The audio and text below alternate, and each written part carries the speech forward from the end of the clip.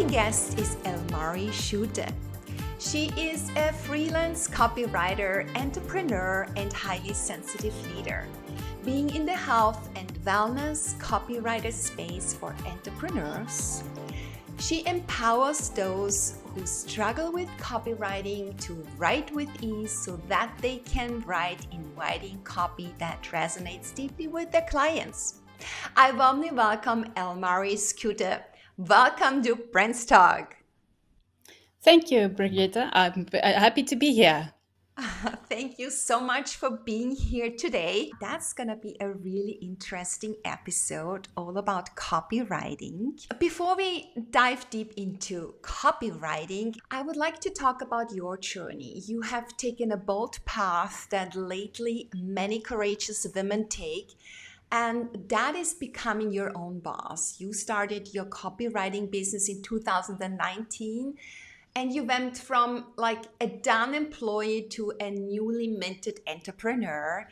And you refer to yourself as a highly sensitive leader. So, what does that mean exactly, being a highly sensitive leader? Thank you. That's a beautiful question. I want to explain first what is a highly sensitive person, because that's where it starts. There's 15 to 20% of the population that is highly sensitive. And what it basically means is that we all have filters. What I understand about it is we all have filters on our nervous system. So the other 80%, the filters are very narrow, so they don't take in that much information. But for highly sensitive people, our filters on our nervous system is very wide. So we take in a lot of information. And of course, if you take in a lot of information, it is very easily, you can very easily be overwhelmed. So, why I call myself a highly sensitive leader is that I have learned and I'm still learning how to manage my filters so I'm not so easily overwhelmed. Okay. And how does that impact you? Especially deciding as an entrepreneur, I'm done with it and I want to go another route. I want to become my own boss. I want to start my own business. So, how was that journey for you as a highly sensitive person? I'd like to start with being an employee, because as an employee, if you are you take in a lot of information and you are more attuned to people's emotions. So when you're more attuned to people's emotions, you tend to not want to disappoint people. So it's very difficult to say no. As an employee, this is also very difficult because you take on too much. You take on everything that's thrown your way because you can't say no. You want to keep everyone happy. And then, so part of being an employee, part of the transitioning from employee to entrepreneur was also because I'm highly sensitive. I wanted to manage my own time and get the ability to say no for my own reasons, not because I'm employed. When I'm employed, I just have to say yes, because what's going to happen if I say no and someone's unhappy about it? So that was a big part. It had a big impact on me start moving over to being an entrepreneur. But yes, the beginning of the journey was really difficult because now I have to find a way. I didn't, like you said, I took a bold step. I didn't have a plan when I started as an entrepreneur. I needed to find a way. And use yourself now, how much information is out there for entrepreneurs, and what do I choose? Where do I go? So there was a lot of overwhelm. And then I decided it's better if I find an entrepreneur course or a freelancing course to see how do I how do I choose what I want to do? So I did a freelancing course, and in this freelancing course, there was a little test, and it showed me copywriting, and I resonated very well with copywriting. All right, before we go into copywriting and talk about having your own business and being an entrepreneur, how did that show that it impacted you being a highly sensitive person as an employee, not being able to say no? What was the pain, or how did you feel that? And how did you understand this is not good for you? Yeah, we often, I think a lot of us take on too much, not just highly sensitive persons, and then you end up in burnout. So you feel like there's no reason for doing anything like this anymore. So it impacted me in I couldn't progress or in work anymore because I felt like I just have to go there and get the money and get back to home and sleep it off or get over it or rest. And yes, not being able to say no had a huge impact on me as an employee. And the biggest fall, the biggest negativity about it was that I couldn't function as myself. I was just a robot working and going home. I didn't really function as myself. But at the same time, there was also a positivity because I am highly sensitive, and that gave me the opportunity to connect deeper with some of the people I work with. So there's a few stories I can tell about people who work with me who experience the positive side of the strengths of highly sensitivity because I could relate to them and uplift them in a way. Okay, okay. And how is this overwhelm now different as a business owner? Because there is a lot of uncertainty out there, and that's very overwhelming for someone who is or has just transitioned into being his or her own boss. How do you cope with that uncertainty? How do you cope with being out of this comfort zone? So, in how far is that different now and better now for you as a sensitive leader? As a sensitive leader and being an entrepreneur, I can choose how I manage my time and how I manage my energy. So if you will go to work, you have to be there at a certain time that is set by someone else. And then you come home and you are already overwhelmed. You have to somehow de stress from what you're doing. And it's not possible, perhaps, if you go to work every day. So as an entrepreneur, I can manage my own time and I can make sure that with the time management, I can manage my energy and prepare myself better for the appointments I make and the time I'm going to spend on working with a client or doing work for a client. I understand that there is this control that I have over my own life. There is no external factor, no company that is controlling how I have to function. Is that correct? Exactly. That's exactly it. I have control over what I'm doing. Okay. All right. You have control and you are a copywriter. How do you approach the topic of copywriting? How do you teach your clients how to write? Okay, so my I teach them the system I follow. So my system is basically research. The biggest part of copywriting is research. You can't just jump into something and write something. Maybe it will work, maybe it won't, but you have a better understanding if you do research. And it is research about what you are writing, and it's research about your client, and very importantly, it's research about your client's market, your client's audience. Because as a copywriter, you want to be the link between what your client is saying and making sure that resonates with their audience. So that's the first and very important part is doing the research around your copywriting. And then my process is basically starting with how the body of the copywriting. So I put together from the research, I put together everything I will place in the copywriting, and I plan, I create a structure. I plan how I'm going to put this together. And from there, I fill in everything that's required in the copy.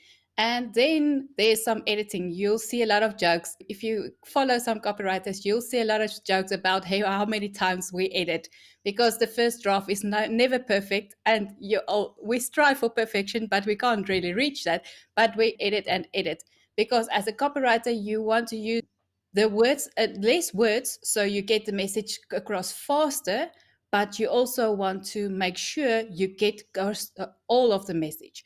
And then we delve into the client's heart of it. So we need to put the client's heart of it into the copywriting. And after that, I'll teach them how to add, yes, then when you have the body, it's easier to to find a heading. If you try to put a heading first, have a lot of pressure to get a perfect heading. For me, if I write the body first and then I do the heading and the intro, it's easier, it flows easier. And then after that, I'll just re-edit to make sure everything flows perfectly. And then I also teach clients how to do social media posts. That's from the body, you get that information from the body of your piece. And yes, and then we just re-edit and make sure everything is fine and they are happy with it and it resonates with their clients or their audience. Okay, we actually start with the end. We re-engineer from the hearts of the people we want to appeal to so that we can basically resonate with them with the copy that we are writing. It's about the ideal audience or their ideal reader. I'm really trying to get an understanding about the customer or the reader I'm going to attract with my copy. It's they Exactly. are in the center, they are in the heart, and or we are in the heart of them. And then we re-engineer backwards. Is that right? Then we start writing our copy based on research, based on experience, based on everything that is necessary in order to come up with the story, right? Yes. Yes, I love that you say re-engineer. We are tracking it from where we want it to go, and then we put it everything in place, the steps before that in place. Exactly. And then you say there is a certain order when it comes to a structure, because there is the copy, there is the title, there are subtitles, there is call to action. So how do I order that? You said that the title comes last, or do I start with the CTA, with the call to action? How do I start? Yes, for me, it's the best way is to write your message. Write what's on your heart first. That on the paper. And then you can, yes, put that on the paper and then you do the call to action. Or you can add call to actions throughout the copy as well. But make sure, well, there's a lot of pressure also on call to actions. And like I said, on the headings and a good intro so you can keep your reader reading. But for me, it's best to put a heart of your message on the paper first, and then I'll check, maybe I'll add call to actions to that already, but then I'll check and see, okay, from this heart, what is a good heading for this? And then I'll write the heading and I try a few different headings. And then from the heading, I find a logical intro to the heart of the copy. And then I'll also make sure that I have a call to action and see if there's throughout the copy, if there's more spaces to add a call to action, because that's what you want to do. You want to call your audience to action. So the more calls to actions you have without being salesy about it, that's a good idea. That's a good word, salesy.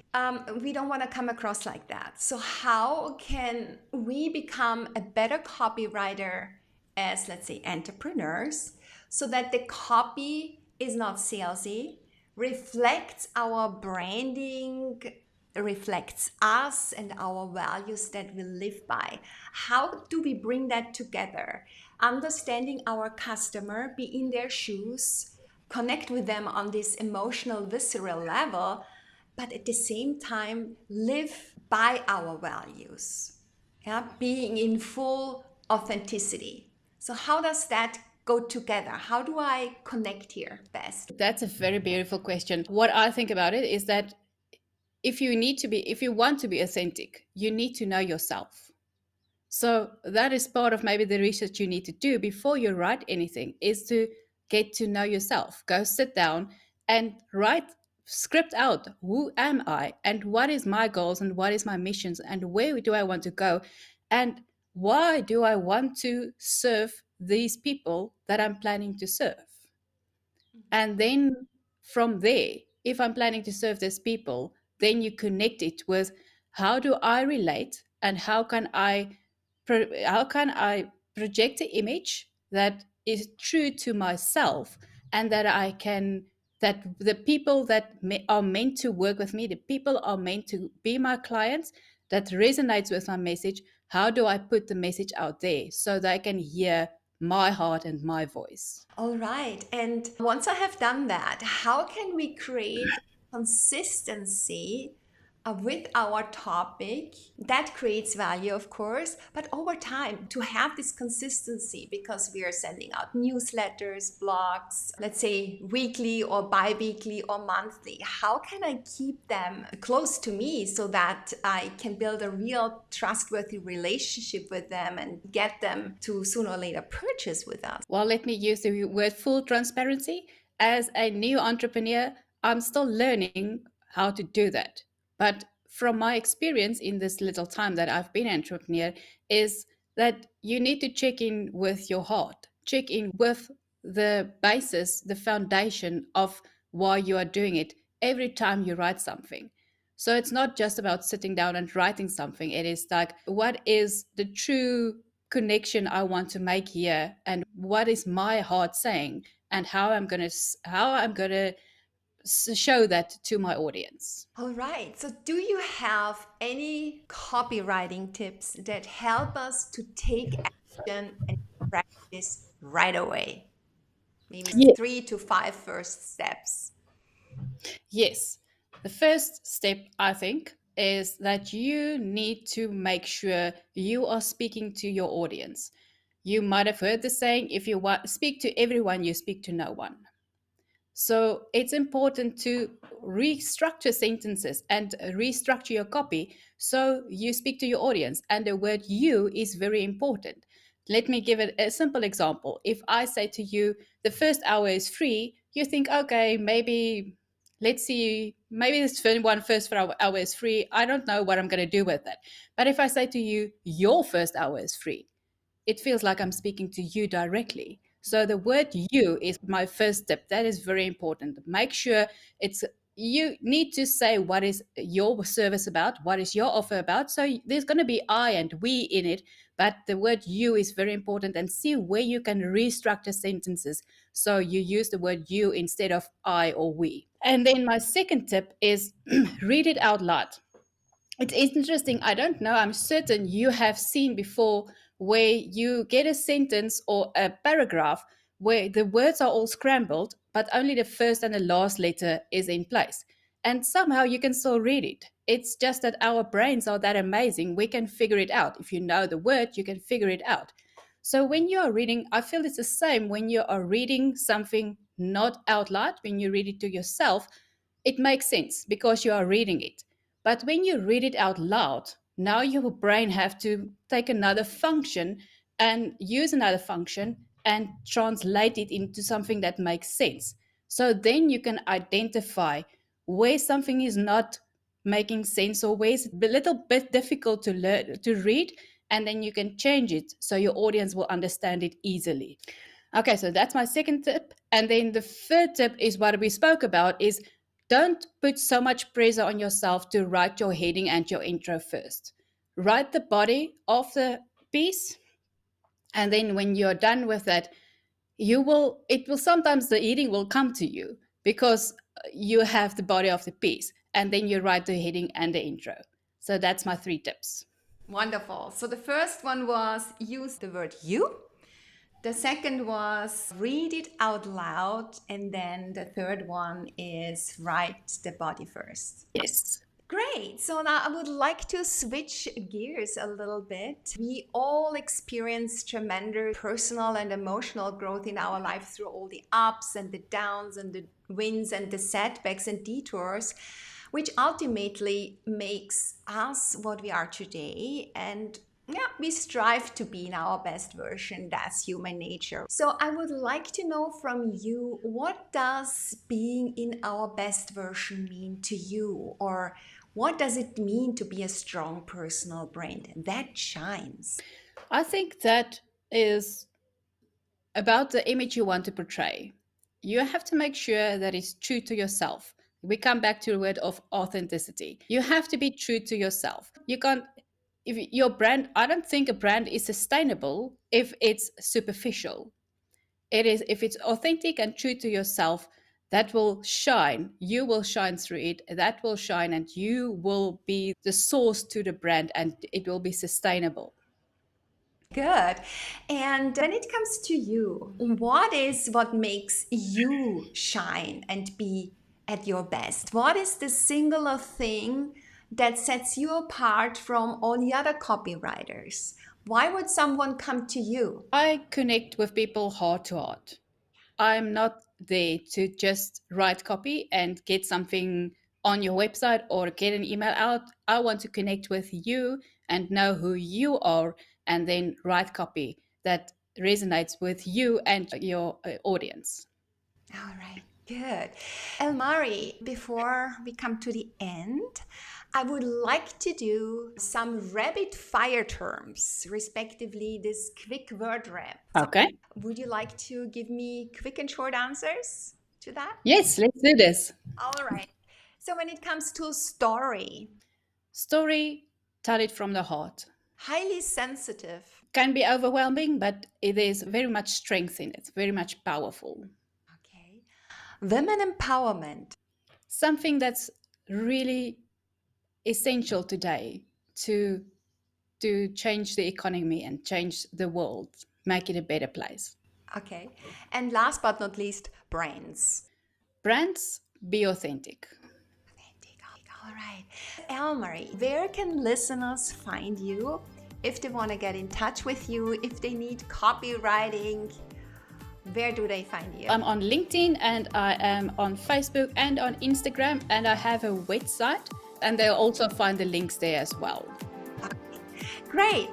Yeah, Elmari, thank you so much for being my guest today on BrandsTalk. It really was a pleasure learning from you how to write our copy with ease as an entrepreneur. Thank you. Thank you very much. I appreciate your time and I appreciate being here.